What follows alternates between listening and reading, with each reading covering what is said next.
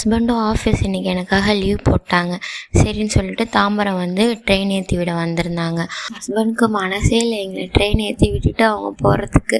லட்டு ட்ரெயினில் ஒரே அலப்பறை தான். தாத்தா கூட போகிறவங்க வரவங்களெல்லாம் ஏன்னு கூப்பிட்டு அவ்வளோ ஹாப்பியாக வந்தாங்க.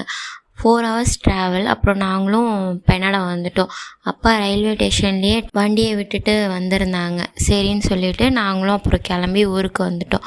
ஊருக்கு வர வழியில் லைட் செட்டிங்லாம் பண்ணியிருந்தாங்க. அப்புறம் நாங்களும் வீட்டுக்கு வந்துட்டோம். அம்மா கொலுசு மாற்றி வைக்க சொல்லியிருந்தேன், அதனால் அவங்களும் மாற்றி வச்சுருந்தாங்க. சரி, ஆற்றுலேருந்து சாமி சக்தி அழைச்சிட்டு வராங்க, நம்ம போய் பார்த்துட்டு வரலான்னு சொல்லிட்டு நாங்களும் போய் பார்த்துட்டு வந்துட்டோம். லட்டுக்கு இட்லி ஊட்டி விட்டுட்டு நாங்களும் சாப்பிட்டு தூங்கிட்டோம். அப்புறம் விடிய காத்தால ஒரு 4 மணி போல் சாமி ஊர்வலம் வந்துச்சு. அப்புறம் சாமிக்கும் பூஜைலாம் கொடுத்துட்டு லட்டு தூங்கவே இல்லை. அதுக்கப்புறம் ஒரு 5 மணிக்காக தான் தூங்கினாங்க. உங்கள் டே எப்படி போச்சுன்னு கமெண்ட் பண்ணுங்கள்.